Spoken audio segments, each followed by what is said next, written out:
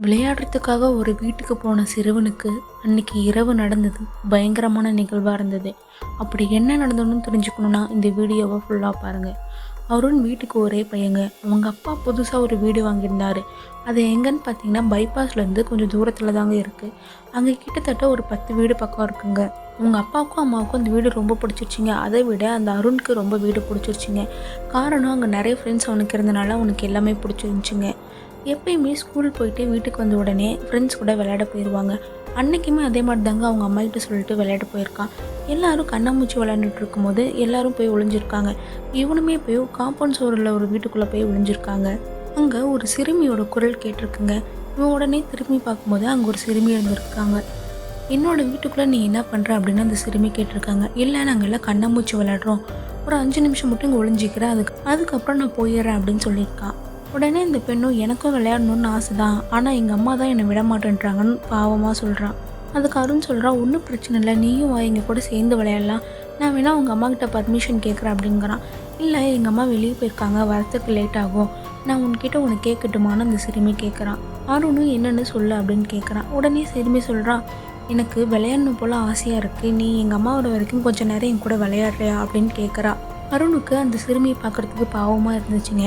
சரி, நான் உன் கூட விளையாடுறேன், ஆனால் உங்கள் அம்மா வர வரைக்கும் கூட என்னால் இருக்க முடியாது, கொஞ்ச நேரம் உன் கூட விளையாண்டுட்டு அதுக்கப்புறம் நான் வீட்டுக்கு போயிடுவேன் அப்படின்னு சொல்கிறான். அதுக்கு அந்த சிறுமியும் சரின்ட்டு சொல்கிறாங்க. அருண் அந்த வீட்டுக்குள்ளே போன உடனே ஒரு மாதிரி எரிஞ்ச வாடை வருதுங்க.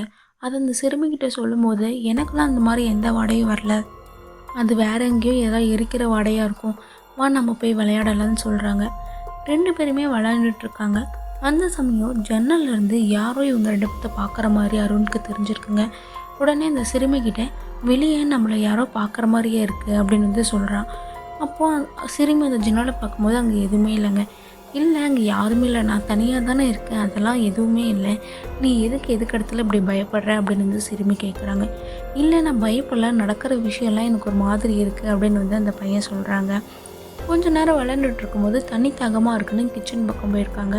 கிச்சன் பக்கம் போன உடனே அருணுக்கு அந்த இடத்துல பயங்கரமாக ஒரு வாடை வந்திருக்குங்க. அந்த இடமே ஒரு மாதிரி வினோதமாக இருந்திருக்குங்க. இவன் உடனே பயந்துட்டு அந்த சிறுமிகிட்ட சொல்ல வர சமயம் அந்த சிறுமி உனக்கு என்ன வேணும்னு கேட்கும்போது எனக்கு தண்ணி தாகமாக இருக்குது அப்படின்னு சொல்கிறான். அந்த சிறுமியும் அந்த கிச்சனுக்குள்ளே போய் தாங்க தண்ணி கொண்டு வரா. இவனுக்கும் ஆச்சரியமாக இருக்குங்க. நான் போகும்போது அங்கே வாடை வந்துச்சு, இடமே ஒரு மாதிரி விசித்திரமாக இருந்துச்சு, ஆனால் இந்த சிறுமி படுக்க போய் தண்ணி கொண்டு வராளே, ஒருவேளை நமக்கு தான் இது தேவையில்லாத ஏதோ குழப்பமாக இருக்குமோன்னு அருண்மே யோசிக்கிறாங்க. என்னதான் இருந்தாலுமே அவன் சின்ன பையங்கிறனால அவனுக்கு கொஞ்சம் கொஞ்சமாக பயம் வருதுங்க. அந்த சமயம் டைமும் ஆகிறதுனால அவன் வந்து நான் வீட்டுக்கு போகிறேன் அப்படின்னு சொல்கிறாங்க. 2 பேருமே உள்ளே போய் கொஞ்சம் நேரம் விளையாடுறாங்க. டைம் ஆனதுக்கப்புறம் அருண் சொல்கிறான், டைம் ஆயிடுச்சு, நான் வீட்டுக்கு போகணும் அப்படின்ட்டு. அந்த பொண்ணு இருந்துட்டு இல்லை முடியாது, என் கூட கொஞ்சம் நேரம் விளையாடு, அதுக்கப்புறம் வேணா நீ வீட்டுக்கு போ அப்படின்னு சொல்கிறான். அருண் இருந்துட்டு இல்லை, எங்கள் அம்மா தேடுவாங்க, நான் நாளைக்கு வேணால் வந்து உங்க கூட விளையாடுறேன் அப்படின்னு சொல்கிறான். ஆனால் அந்த பெண் எதுவுமே கேட்காம இல்லை, நீ என் கூடயே தான் இருக்கணும்னு ரொம்ப அடமான்ட்டாக இருக்காங்க. உன்னோட கஷ்டம் எனக்கு புரியுது, ஆனால் வேறு வழியில் நான் வீட்டுக்கு தான் போகணுன்ட்டு அருண் ஒரு 2 அடி தாங்க எடுத்து வச்சுருப்பான். நான் தான் போகக்கூடாதுன்னு சொல்கிறல்ல, அதையும் மீறி நீ போனால் எப்படி அப்படின்னு அந்த பொண்ணு பயங்கர கோவத்தில் கேட்குறாங்க. அருணுக்கு ஒன்றுமே புரியலை. இது வரைக்கும் சாந்தமாக இருந்த அந்த பொண்ணு இப்போ திடீர்னு வாய்ஸ் மாறவும் உனக்குள்ளே ஒரு பயம் வருதுங்க. பின்னாடி திரும்பி பார்க்குறாங்க. அந்த சிறுமி இவனையே பார்த்து முறைச்சிட்டு இருந்திருக்குங்க. நீ எதுக்கு இப்படி முறைக்கிற, நான் என்ன பண்ணேன், வீட்டுக்கு நான் போகணும்ல, எங்கள் வீட்டில் எங்கள் அம்மா தேடுவாங்கன்னு அவன் சொல்கிறான். இல்லை, நீ எங்கேயுமே போகக்கூடாது, நான் எப்போ நான் அனுப்புகிறேன்னா அப்போ மட்டும்தான் நீ போகணும் அப்படின்னு அந்த சிறுமி சொல்கிறான். உடனே இவனும் சொல்கிறான், நீ நல்லவன் நினச்சேன், ஆனால் நீ ஏன் இப்படி வெறும் பேட் கேர்ளாக இருக்க அப்படின்னு வந்து அருண் சொல்கிறான். அதெல்லாம் எதுவுமே கேட்காம நீ என் கூட இப்போ விளையாடு அப்படின்னு அந்த பெண் சொல்கிறாங்க. இவனுமே சரி கொஞ்ச நேரம் வேணால் உன் கூட விளையாடுறேன்னு வலுக்கட்டாயத்தில் அங்கே விளையாடுறாங்க. விளையாடும் போது மறுபடியும் இந்த பெண் வந்து நார்மலாக மாறிடுறாங்க. 2 பேருமே சகஜமாக விளையாண்டுட்டு இருக்காங்க. அப்புறம் கண்ணாமூச்சி விளையாடலான்னு அந்த பெண் சொல்லும்போது சரி நீ போய் ஒளிஞ்சிக்கணும் என்றன்னு அருண் சொல்கிறாங்க. அருண் எண்ணெய் முடிச்சு கண்ணை திறக்கும் போது வீடே இருட்டாக இருந்திருக்குங்க. அந்த சமயம் அருண் சொல்கிறான், இருட்டில் என்னால் உன்னை தேட முடியாது, நீயே தயவு செஞ்சு வந்துடுன்னு கேட்குறான். ஆனால் அந்த பெண்ணோட சிரிப்பு குரல் மட்டும்தாங்க கேட்குது. அந்த சிரிப்பே இவனுக்கு ஒரு விதமான பயத்தை உண்டு பண்ணுதுங்க. இவனும் இதுக்கப்புறம் இங்கே இருக்கிறது சரியில்லை, கரண்ட்டும் வேற இல்லை, நம்ம இப்படியே கதவை திறந்து போயிடலாம், இருட்டில் போகிறனால அந்த பெண்ணுக்குமே எதுவுமே தெரியாதுன்னு அவன் நினச்சிக்கிறான். சரியா கதவு திறக்க போகிற சமயம் கரண்ட் வந்துடுதுங்க. இவன் ஆட்சி இடத்துல சுற்றியுமே பார்க்குறாங்க. பின்னாடி அந்த பெண் இவனே பார்த்து முறைச்சிட்டு இருக்குங்க. இவனுக்கு அப்படி தூக்கி வாரி போட்டுருச்சுங்க. அதுக்கு அருண் சொல்கிறான், நீ ஏன் அப்பப்போ வந்து என்னை பயமுறுத்துற? நான் வீட்டுக்கு போகிறேன், டைம் ஆயிடுச்சு, மணி இப்போயே 8:30 ஆயிடுச்சு, நான் போகிறேன், நாளைக்கு வேணால் நம்ம 2 பேரும் ரொம்ப நேரம் விளையாடலாம் அப்படின்னு சொல்கிறான். அப்போது அந்த பெண்ணோட நடவடிக்கையை பார்த்து அருண் ரொம்பவே பயந்து போயிடுறாங்க. ஒரு மாதிரி வினோதமாக கத்திக்கிட்டே அவனை பார்த்து முறைக்கிறான். நான் தான் போகக்கூடாதுன்னு சொல்கிறேன்ல, ஒரு டைம் சொன்னால் உனக்கு புரியாதா? இதுக்கப்புறம் நீ கதவை எடுத்து வச்சுன்னா உன்னை நான் கொன்னுடுவேன் அப்படின்னு சொல்லி மிரட்டுறாங்க. இது வரைக்கும் விளையாடுறதுக்கு ஆள் இல்லை, அதனால தான் கூப்பிட்டு வச்சு நம்ம கூட விளையாடுறான்னு நினச்சிட்டு இருந்த அருணுக்கு தெரியாதனமாக இந்த வீட்டுக்குள்ளே வந்து மாட்டிட்டுமேன்ட்டு அழுக ஆரம்பிக்கிறாங்க. நீ ஏன் அப்படி பேசுகிற? எனக்கு இப்படிலாம் பேசினா பயமாக இருக்குது. தயவு செஞ்சு உங்கள் அம்மா எப்போ வருவாங்கன்னு எனக்கு தெரியாது, நான் வீட்டுக்கு போகிறேன், தயவு செஞ்சு என்னை விட்டுன்னு அவங்க கெஞ்சுறாங்க. ஆனால் என்ன சொன்னாலுமே அந்த பெண் கேட்குற நிலைமையில இல்லைங்க. நீ என் கூட விளையாடுற, அதை மட்டும்தான் உனக்கு நான் இடுற கட்டலை அப்படின்னு அந்த பெண் சொல்கிறாங்க. நீ என் கூட தான் விளையாடுற, இங்கேருந்து உன்னை நான் விடமாட்டேன், எங்கள் அம்மா வர வரைக்கும் நீ என் கூட தான் இருக்க அப்படின்னு வந்து சொல்கிறான். ஆனால் அருணுக்கோ ரொம்ப பயம் வந்துடுதுங்க. எங்கள் அம்மா தேடுவாங்க, தயவு செஞ்சு என்னை விட்டுரு அப்படின்னு அழுகுறாங்க. ஆனால் எதுவுமே காதில் வாங்கிக்கலாங்க. அந்த சிறுமி எவ்வளோ சொல்லியுமே இவன் கேட்காம அழுதுகிட்டே இருக்காங்க. அந்த பெண்ணோட கோவம் இன்னும் இருக்க அதிகமாகிட்டே போகுதுங்க. அருணோட கன்னத்தில் பலார்னு ஒரு அறை விடுதுங்க. அந்த சமயத்தில் கரண்ட்டுமே கட் ஆயிருந்துங்க. அருணோட அம்மாவும் மணி 8:30 ஆச்சு, இன்னும் பையனை காணமேன்னு வெளியே தேடி வராங்க. வெளியே வந்தால் எந்த பசங்களுமே இல்லைங்க. இவங்க உடனே பக்கத்து வீட்டில் போய் கேட்குறாங்க. அப்போ அங்கே இருக்க பையன் சொல்கிறான், அருண் எங்களுக்கு முன்னாடியே வீட்டுக்கு வந்திருப்பானே அப்படின்னு சொல்கிறான். அதுக்கு இல்லையே, உங்கள் கூட தானே விளையாண்டுட்டு இருந்தான் அப்படின்னு அவங்க அம்மா சொல்கிறாங்க. அதுக்கு அந்த பையனும் சொல்கிறான், இல்லை நாங்கள்லாம் கண்ணாமூச்சி விளையாண்டுட்டு இருந்தோம், அப்போது திடீர்னு அவன் எங்கே போனானே தெரியல, நாங்கள் வீட்டுக்கு தான் போயிட்டோமோன்னு நினச்சோம் அப்படின்னு வந்து அவன் சொல்கிறாங்க. இது கேட்டு அவங்க அம்மாவுக்கு தூக்கி வாரி போட்டுருச்சுங்க. எல்லா இடத்துலையுமே தேடுறாங்க, எல்லார் வீட்லையுமே போய் கேட்குறாங்க. ஆனால் எங்கே கேட்டுமே அருண் எங்கே இருக்கான்னு தெரியலங்க. உடனே அவங்க அம்மா வாட்ச்மேன்ட்ட கேட்குறாங்க. அதாவது இவங்க ஏரியாவுக்குன்னு ஒரு கேட் இருக்குது, அங்கே தாங்க எப்போயுமே வாட்ச்மேன் இருப்பார், அதாவது என்ட்ரன்ஸ் ஆகிற இடத்துல. அங்கே போய் வாட்ச்மேன்ட்ட கேட்கும்போது, இல்லைங்க உங்கள் பையன் எங்கேயுமே இங்கே வரல, அவன் வெளியே வரத்துக்கு வாய்ப்பே இல்லை, நானும் இங்கே தான் இருக்கேன், அவன் உள்ளே தான் எங்கேயாவது இருப்பான், நீங்கள் போய் நல்லா தேடுங்க அப்படிங்கிறாங்க. அதுக்கப்புறம் தான் அவங்க அம்மாவுக்கு கொஞ்சம் நிம்மதியாக இருக்குங்க. அங்கே வீட்டில் எல்லார் வீட்லேயுமே விசாரிக்கும் போது எல்லாருமே வந்து தேட ஆரம்பிக்கிறாங்க. அருணோட அப்பாவுக்குமே அவங்க அம்மா ஃபோன் பண்ணி இந்த மாதிரி பையனை காணோம், நீங்கள் சீக்கிரமாக வாங்கன்னு சொல்லவும் அவங்க அப்பாவும் எல்லா வேலையும் முடிச்சுட்டு வந்துடுறாங்க. எல்லாருமே தேடியோ எங்கேயுமே பையன் கிடைக்கலங்க. அப்போ அவங்க அப்பா ரெண்டு எல்லா பசங்களையும் கூப்பிட்டு தெளிவாக கேட்குறாங்க, நீங்கள் கடைசியாக அருணை எங்கே பார்த்தீங்கன்னு கேட்குறாங்க. அப்போது 2-3 பசங்க சொல்கிறாங்க, நாங்கள் எல்லாம் ஒளிஞ்சிட்டு இருக்கும்போது அருண் மட்டும் இந்த பக்கம் போனான், அதாவது அந்த வீடு இருந்துச்சுல அந்த வீட்டு பக்கம் தான் அவன் போனான், அதுக்கப்புறம் நாங்களும் ஒளிஞ்சிக்கிட்டோம், அதுக்கப்புறம் தான் அவனை காணோம் அப்படின்னு வந்து எல்லாருமே சொல்கிறாங்க. அந்த சமயத்தில் வாட்ச்மேனுமே அங்கே வராரு பையனை தேடுறதுக்காக. அப்போது வாட்ச்மேன் வந்து கேட்குறாரு, அந்த வீட்டு பக்கம் தான் அருண் போனானான்னு கேட்குறாரு. ஆமாம், நாங்கள் 2 பேரும் அந்த பக்கம் போகிற மாதிரி தான் பார்த்தோம் அப்படின்னு சொல்லுவோம். வாட்ச்மேனுக்கு ஒரு விதமான பயம் வருதுங்க.